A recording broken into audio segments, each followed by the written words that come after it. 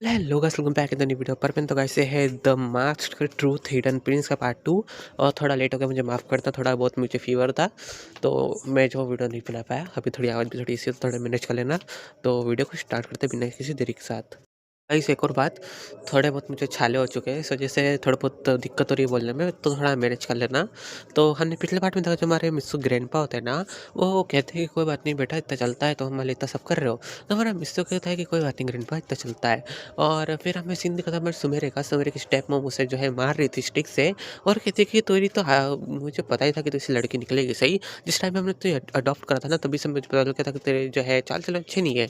और उसे पीट रही होती है, और उसके हाथ दुख जाते तो उसकी बेटी को बुलाती है कि ठीक है अब तुम मारो। हमें सुमेरे को पीट रही होती है, और इस टाइम पे हमें सुमेरे इतनी कुछ खास मतलब वो नहीं होती। उसे मतलब ये सोचती है कि बस वो उसके मतलब सगी मोमो के साथ क्यों कर रही है, क्योंकि इसके डैड ने इसे नहीं बताया है कि तुम्हें जो अडॉप्ट करा गया था। इसे ग्रैंडपा का ये मतलब विश थी कि अगर तुमने ऐसा बोला इस लड़के को कि तो इसने मतलब तुमने इसे अडॉप्ट करा, तो मैं जो हूँ तुमसे सारी संपत्ति ले लूँगा। और ये सब जो है नोट मतलब कागज़ लिखे हुए थे, मतलब जो प्रॉपर्टी करते ना, तो उसमें लिखते हैं कि शर्तें ये हैं, तो ऐसी शर्तें दी गई थी हमारी सुमेरे के लिए। और उसे ग्रैंडपा से अच्छे अपनी डॉटर की तरह मानते थे, इस वजह से। तो हमारा जो मिस्सू होता है ना, वो सोचता है कि आखिर वो लड़की कौन थी जो कि मेरे पास मोबाइल नंबर रख के गई थी। लेकिन हमारा मिस्सू जो होता है ना, वो बोलता है कोई बात नहीं। और फिर हमारे मिस्सू फिर पूरे अच्छे से मतलब काम करवाता है उस घर का, जहाँ पे अभी सारे ऑर्फन्स रह रहे थे, ऑर्फन हाउस का। और ऐसे करवाने के बाद हमारा मिस्टर कहता है चलो ये सब तो ठीक हो चुका है। तो हमारी ग्रैंड माता कहती है कि बेटा एक काम करो, तुम कुछ वेजिटेबल्स ले आओ बाहर से, क्या है कि हमें बूढ़ी हो चुकी है तो वैसे लग जाता नहीं है बाहर। तो हमारा मिस्टर कहता है कि फिक्र मत करिए ग्रैंड माँ, मैं जो लेते आ जाऊँगा, वैसे मेरे पास स्कूटर है। तो हमारी ग्रैंड माँ कहती है ठीक है बेटा, तुम आराम से जाना। तभी हमारे सुमेरा का सीन दिखा जाता है, सुमेरा रो रही थी, तभी उसके पास उसकी मेड आती है जो कि आंटी होती है, जो कि थोड़ी ओल्ड होती है ग्रैंड माँ टाइप। तो वो उससे केयर करती कहती बेटा तुम ठीक तो हो ना।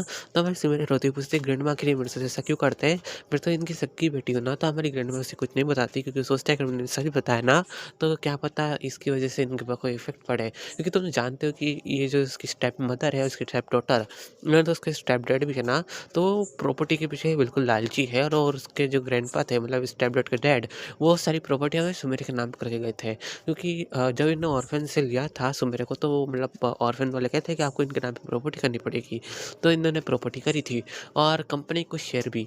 तो उन्हीं पे इसके डैड की नज़र है कि इसकी शादी करवा के, और उसके बाद इसके साइन लेके वो जो प्रॉपर्टी है और जितने शेयर है वो सब मैं रख लूँगा, और सारी कंपनी का मैं अकेला मालिक बन जाऊँगा। सब मतलब उल्टे-सीधे दिमाग में आइडिया घूम रहे थे स्टेप डैड के। और हमारे सुमेरे सोचते हैं कि वो लड़का पता नहीं कौन था। मतलब अब सुमेरे के घाव वगैरह पे हमारी ग्रैंड माँ ने मतलब दवाई लगा दी थी, इस वजह से हम सुमेरे रूम में बैठी थी। उसका रूम भी इतना कुछ खास नहीं था, स्टोर रूम होता है ना, तो वैसा उसका स्टोर रूम था। उसका जो बड़ा रूम था जब उसके ग्रैंडपा थे तब वो उसका रूम उसके पास था। लेकिन उसके बाद जो इसकी जैसे असली मतलब बेटी हुई ना स्टेप मॉम की, तो वो रूम इन्हें मतलब उन्होंने इसे छीन कर उसकी सगी बेटी को दे दिया। और उन्हें इससे ये कहा कि अब तुम्हारा जो कोई काम नहीं है, क्योंकि अब मेरी खुद की बेटी हो चुकी है। और इसी वजह से अब ये जो है सब चीज़ डिज़र्व करती जो तुम करती थी, और अब से तुम बस इसकी एक परछाई बन के रहोगी। और इसी बातचीत कर रही होती है। और दूसरे में सीन देखा था हमारे मिस्सू का। मिस्सू जो है वेजिटेबल्स लेने जाता है, और एक शॉप पे रुकता है। वो कहता है कि भैया क्या मुझे कुछ वेजिटेबल्स मिल सकती है। तो वो कहते हैं कि अरे मिस्सू तुम। तो हमारे मिस्सू कहता है कि अरे अंकल आप। तो कहते हैं कि हाँ बेटा बताओ क्या चाहिए, मैं तुम्हें बिल्कुल डिस्काउंट में दूंगा। तो पहले मैं तुम्हें दोनों की बॉन्डिंग बता दूँ कि ये मतलब हमारा मिस्सू जब से मतलब काम कर रहा है ना, उससे पहले से एक दूसरे को जानते हैं। क्योंकि ऑर्फन हाउस में जब भी मतलब वेजिटेबल्स कभी खत्म होती थी ना, तो ये ग्रैंडपा और ग्रैंडमा के साथ कभी-कभी आता था, मतलब सब्जियाँ लेने। तो ये जो अंकल है, ये मतलब पहचानते हैं, क्योंकि इनके डैड जो है मतलब फ्रेंड है ग्रैंडपा और ग्रैंडमा के। तो वो अंकल कहते हैं कि बेटा तुम फ़िक्र मत करो, मैं तुम्हारे अच्छी-अच्छी सब्ज़ी निकालता ताकि तुम बच्चों को खिला सको आराम से। तो हमारा मिस्टर कहता है थैंक यू अंकल। तो अंकल कहते हैं कोई बात नहीं। और वो पूछते हैं कि ग्रैंडमा और ग्रैंडपा कैसे हैं? तो हमारा मिस्टर बताता है कि अंकल वो थोड़े बहुत बूढ़े हो चुके हैं, तो इस वजह से उनसे अच्छे से चलाता नहीं है। तो ग्रैंड मतलब अंकल कहते हैं कि हाँ, मैंने कहा था कि आप जो है किसी और को हैंडओवर कर दीजिए। लेकिन उन्होंने जो है मना कर दिया। उन्होंने कहा कि हम इन्हें अपने बच्चों की तरह मानते हैं, और अगर हमने इन्हें छोड़ दिया, किसी और को हैंडओवर कर दिया, तो हमें बहुत बुरा लगेगा। ये सुन के मेरा मिस होता है कि हाँ, आप सही तो कह रहे हैं। क्योंकि ये जो ऑर्फनेज को अपने घर की तरह मानते हैं अंकल। तो अंकल कहते हैं कि हाँ, तुम सही कह रहे हो, वो अपने ऑर्फनेज को अपने घर की तरह ही मानते हैं और वहाँ के सारे बच्चों को अपने बच्चों की तरह। तो मेरा मिस्टर कहता है कि अंकल वैसे आपकी तबीयत कैसी है? मैंने सुना कि आपकी तबीयत बिगड़ गई थी। तो अंकल कहते हैं कि हाँ बेटा, थोड़ी बहुत बिगड़ गई थी, लेकिन तुम तो जानते हो कि हम जो है रोज़ के काम करने वाले इंसान हैं। अगर हम एक दिन भी घर बैठेंगे तो घर कैसे चलेगा? तो हमारा मिस्टर कहता है कि हाँ अंकल, आप ये बात तो सही कह रहे हैं। तो अंकल कहते हैं कि वैसे तुम्हारा क्या हाल-चाल है? तुम शादी करने वाले थे? मैंने तुम्हारे लिए एक अच्छा सा गिफ्ट भी खरीद रखा है। और ये सुन के हमारा मिस्टर थोड़ा सैड हो जाता है।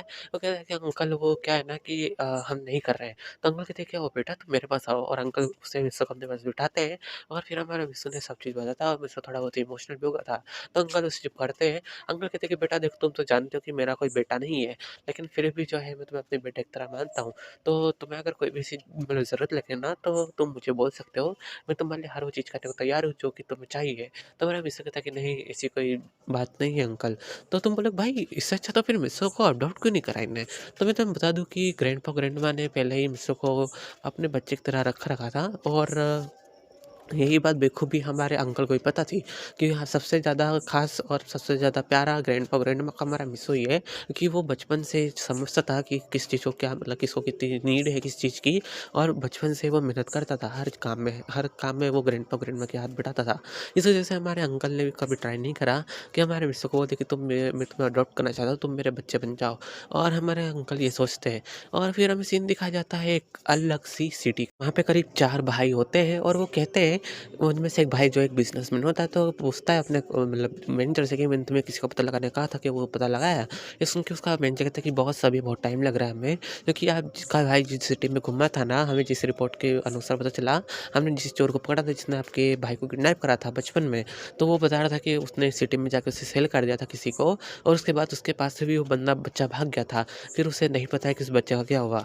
ये सुन के हमारे जो विश्व का ब्रदर होता है, मतलब ये सबसे बड़ा बिग ब्रदर होता है, तो कहता है कि उस बंदे के हाथ पाँव तोड़ दो और उसे तब तक टॉर्चर करो जब तक वो मतलब उसकी गलती की सज़ा ना मिल जाए। ये सुन के मैनेजर कहता है कि ठीक है, मैं समझ गया सर, और फिर वहाँ से चल जाता है।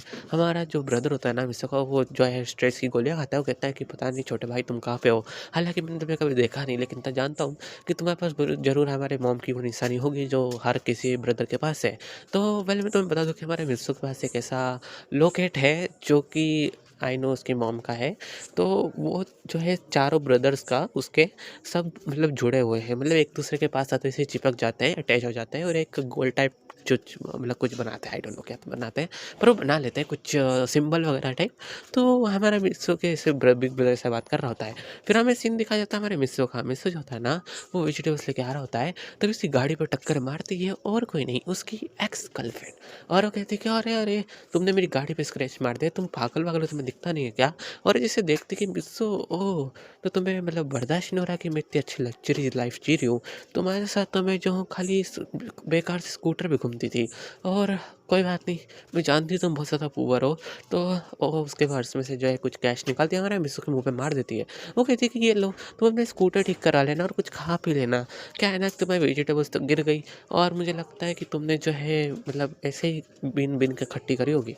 इससे कहता है कि देखो तुम ज़रूरत से ज़्यादा बोल रही हो, मैंने कोई बिन खटी नहीं करी, मैंने जो बाय करा था। ये सुन के उसकी सुन एक गर्लफ्रेंड कहती है कि अच्छा तुम इतनी सारी सब्जियाँ बाय कर सकते हो, मुझे नहीं पता था कि तुम्हारे पास इतने पैसे होंगे। क्या है तुम्हें उस मतलब बूढ़े आदमी ने दिया या फिर बूढ़ी औरत ने? ये सुन के मिस्टर को गुस्सा आ जाता है, वो उसे मारने जाता है, तभी वहाँ पे उसका वही जो चीट कर रहा था हमारे मिस्सू के गर्लफ्रेंड के साथ मिलकर, तो वो आके सीधा हमारे मिस्सू की चेस्ट पे एक लात धर देता है और कहता है कि ओ तेरी औकात में रहे, तू बस एक डिलीवरी बॉय है और तेरी इतनी हिम्मत कि तू मेरी गर्लफ्रेंड के ऊपर हाथ उठाएगा। और ये ले मैरिज कार्ड, और उसके मुंह पे फेंक के मारता है। मिस्टर को कहता है कि ये देख, हम सबसे बड़े हॉल में मेरा मैरिज करने वाले हैं, अराउंड हमने जो है 5 मिलियन लगाए हैं पूरी वेडिंग में, तू आना खाना खा के जाना, और हो सके तो अपने वो अनाथ बच्चों को भी ले आना, देख लेंगे कि काश शादियाँ होती कैसी है, वो भी पेट भर के खा लेंगे। और वो हंस रहा होता है, वहाँ पे जितने भी बंदे होते हैं ना, मतलब जो रोड पे वो सब तमाशा देख रहे होते हैं, वो सोचते हैं कि ये लड़का कितना बदनसीब है, इसके साथ ऐसा ऐसा हो रहा है। लेकिन कोई सामने नहीं आता, क्योंकि ऑब्वियस सी बात है, उस मतलब जो वो बंदा था जिसके साथ हमारे मतलब मिस्सू की गर्लफ्रेंड चीट मारी थी, तो वो रिच होता है, तो ऑब्वियस सी बात है किसी और की बोलने की हिम्मत नहीं होगी। तो हमारा जो बंदा होता है ना वो कहता है कि ये पकड़ मेरी तरफ से पैसे कुछ, या अपनी स्कूटर ठीक करवा ले, नहीं तो एक काम कर कोई अच्छी सी स्कूटर ले ले और चल बाय। और एक तरह से वो दोनों दिन चल जाते हैं हमारे मिस्सों की बेइज्जती मारते हुए। हमारा मिस्सों कहता है कि मैं इस चीज़ को कभी नहीं भूलूंगा। और फिर हमें सीन दिखाया जाता है हमारे ग्रैंड माँ का। हमारी ग्रैंड माँ होती है ना, वो कहती है ग्रैंडपा से कि हमें जो है मिस्सू के लिए एक अच्छी सी गर्ल ढूँढना चाहिए ताकि वो जो है मैरिज कर सके। ये सुन के ग्रैंडपा कहते हैं कि अरे पर वो तो किसी गर्ल को डेट करा था ना 7 साल से, तो हम पूछते हैं अगर वो उसे पसंद हो तो हमारे पास जितनी प्रॉपर्टी है हम उसे सेल कर देंगे। मतलब हाँ, हमारे ग्रैंडमा के पास खुद की भी एक्स्ट्रा प्रॉपर्टीज़ है जो कि उन्होंने सेव कर रखी है अपने बुढ़ापे के लिए। लेकिन उन्होंने सोचा है कि अगर मिस्सू की मैरिज हो जाती है और उसे कोई किसी चीज़ में कमी पड़ती है मैरिज वगैरह में, तो उसकी मैरिज हम करवा देंगे। मिस्सू के बारे में सोच रहे होते हैं।